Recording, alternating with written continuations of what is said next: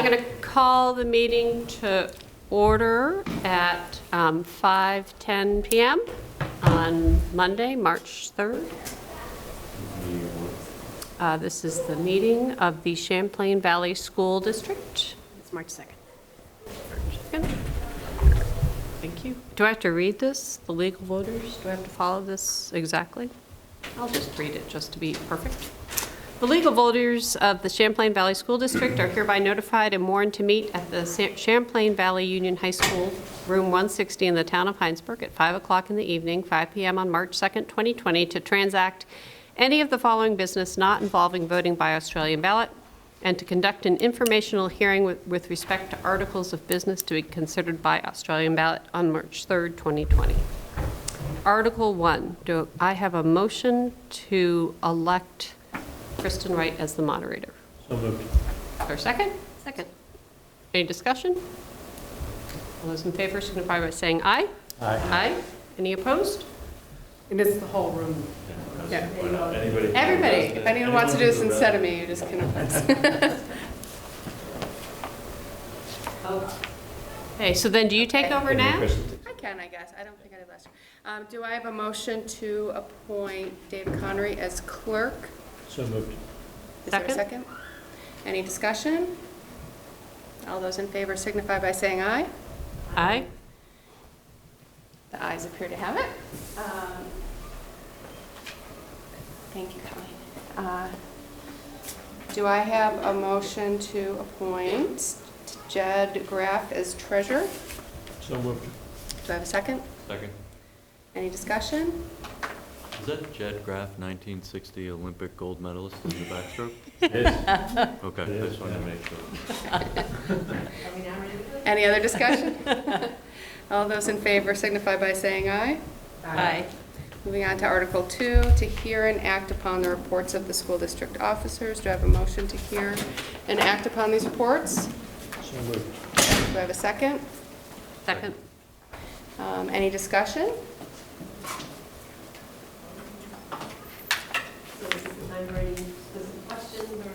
That are in the report, right? You can also have a chance under Article 6, transact other business if you want. But if anyone has questions or concerns about anything in the reports from the school district, you could raise them now. So not about the specific ballot items, just the report itself? Yeah, so this article goes to the annual report that was sent out or able to be requested. So it would include quite a bit of information, so anything that was contained in this big report. The articles Yeah, the are in articles there. are in there, so yeah. Yeah. So if you have a question or comment about the articles, you can raise it now. Could you just say your name for the Sure, for the my record? name is Karen Knight, I'm a resident of Williston. I have a question about the percentage increase in the budget, given that we're at a declining enrollment across the district. And I'm feeling that it's a pretty significant 4.4% aside from the bond issue ask of our communities with declining school enrollment. And so I just wanted to hear a little bit about sort of the, I apologize, I wasn't able to come to any of the other meetings, but sort of the rationale or what went into that. Sure. So we actually aren't experiencing declining enrollment to a significant degree. I mean, I think we're projected maybe to have 50 students less next year, but that's what they said last year, and we ended up with 100 kids more. So I'm just looking at a table that shows declining enrollment steadily across the last 6 years, so. right, Yeah. right. But on average, for next year, it's not a significant decrease. And it's hard unless you have, in a school district of 4,000 kids, 50 kids spread out across 6 schools. It's not like you can cut an entire classroom out. But the biggest factors that are driving our budget this year are the 13.2% increase in health insurance. We have, I think of the 4.4%, 1.3% of that is the increase in salaries. And then we had some pretty significant special education increases this year. I think we had 10 new paras added for families that moved into the district with special education needs.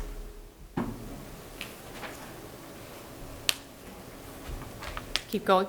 Yeah, Good. I think that, you know, part of your question, Karen, seems to me related to not only addressing the enrollment that's stable and why is it going up 4%, so trying to address that specific 4% versus prior couple years when we were keeping it below 2%.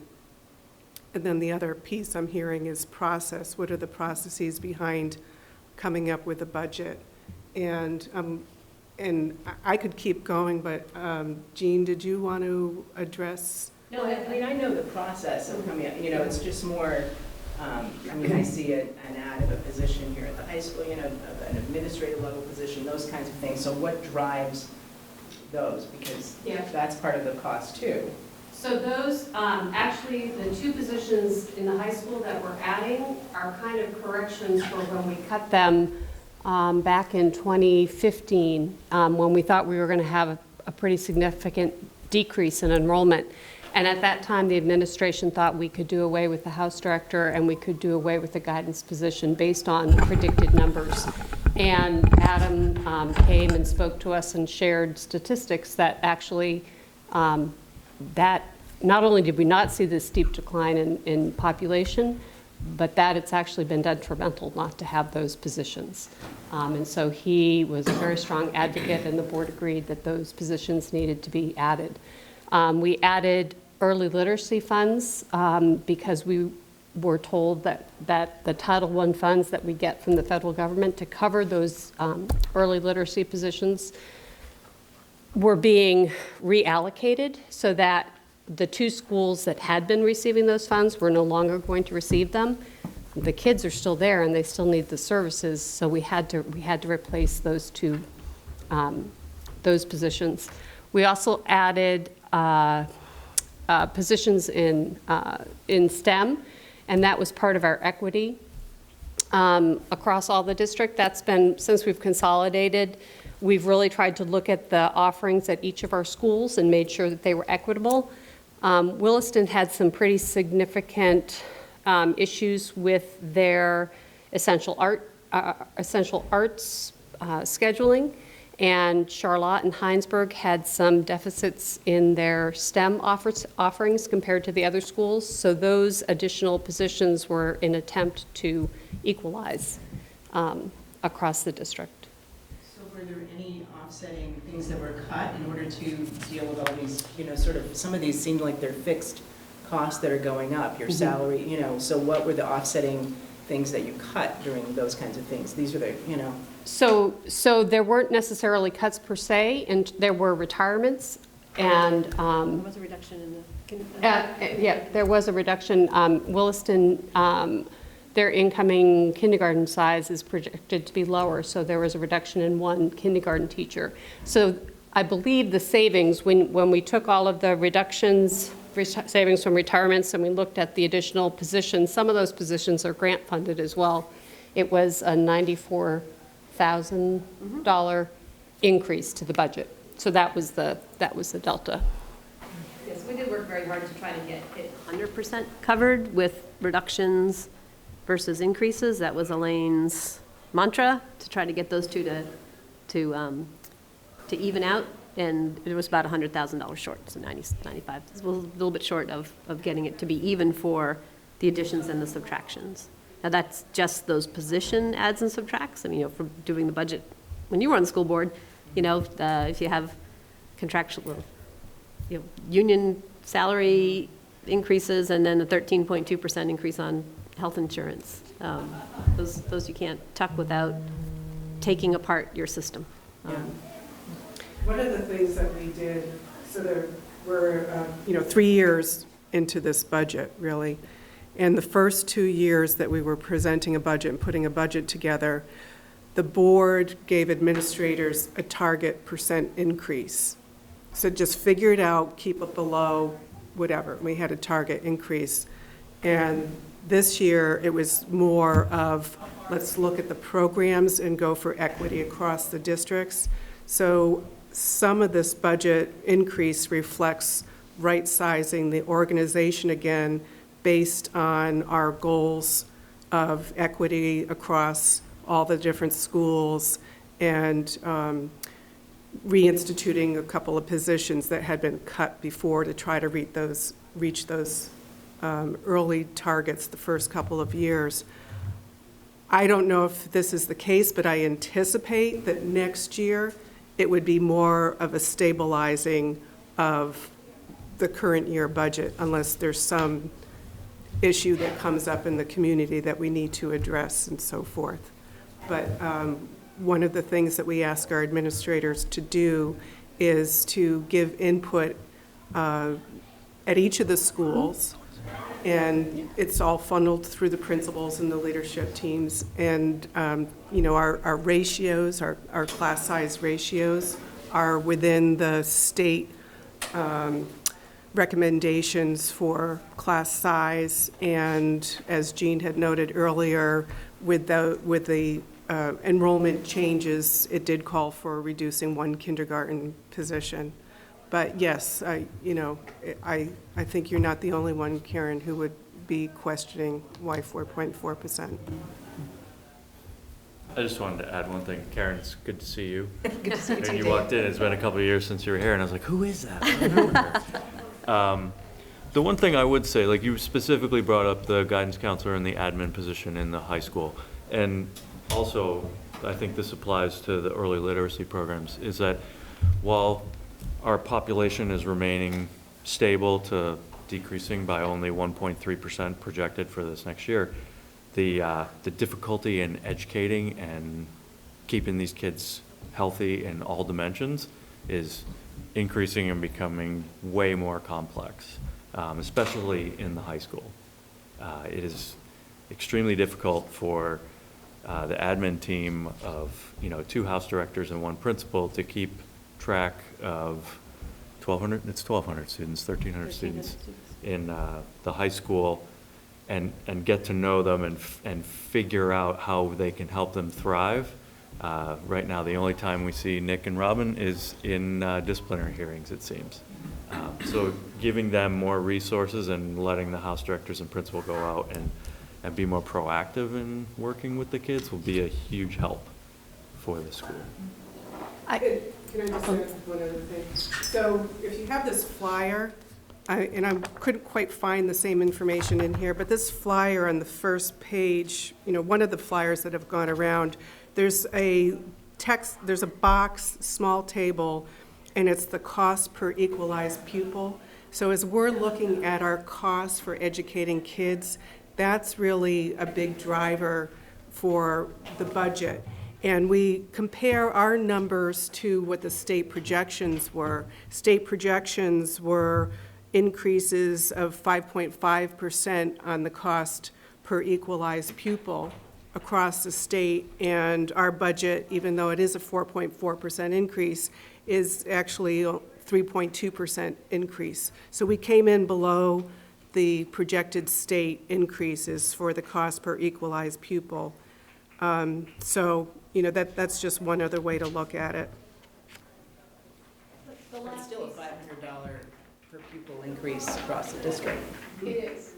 The other thing I would add, 2 pieces, is one, when we first had our special education presentation, the administration, with the board's encouragement, suggested that perhaps they keep looking for additional reductions, which they did. Special education came back, essentially reworked to best practices the delivery of services, and they were able to cut $250,000 out of their budget. And after all was said and done, you get your revenue projections, and the board is looking at this increase, and we all said, you got to find $400,000 more, because this still is not acceptable. So I think the board was acutely aware that compared to our last 2 years, this was a significant increase in the budget, and that it was going to have an impact on the tax rate. At the same time, as Dave said, and I wished I had cut it out from VT Digger, someone had written about the complexities now of educating kids. You can't just do reading, writing, and arithmetic. There's so much more involved to it, so. So I appreciate your concern. And just to pile on, we also increased our amount we had a long discussion about taking more money out of the fund balance and applying that to help reduce the tax rate as well. And Yeah. we try to be aggressive and conservative on that because we know that is taxpayer money, but we did increase it from the initial projection, the initial, recommendation. Recommendation. Yeah. Any other comments or questions? Mike, please state your name. From Charlotte. I know that the special education funding has changed over the last couple of years. In looking at the revenues here, I see 1, 2, 3, 4, 5 different categories of revenues coming in. Could you explain what all those different categories are? It's on page 27.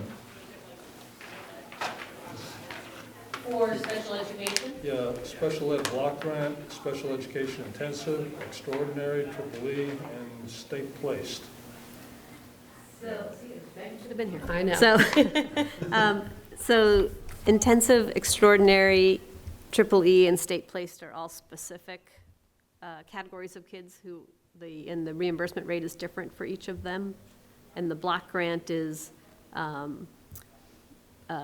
percentage of the spending that doesn't fit in those other categories. So, These For are example. These are funds that we get. From the this- state. yeah, and from it the just, state that are based on. they all come from yeah. state, right, right. They- So, Through federal systems, federal to the state, and the state.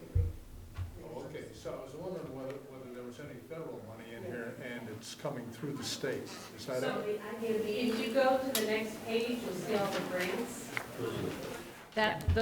Those are all the federal, well, some federal programs that we receive. Yeah. Thank you. So just for example, state placed, we get 100% reimbursement. Some extraordinary costs, we get a percentage below 50 or 60,000 and a different percentage above, and so it's just a different calculation for each of those groups. That's the only reason that they're separate lines. Any other questions or comments under Article 2? Okay, moving on to Article 3. Do I have a motion? Cheapers.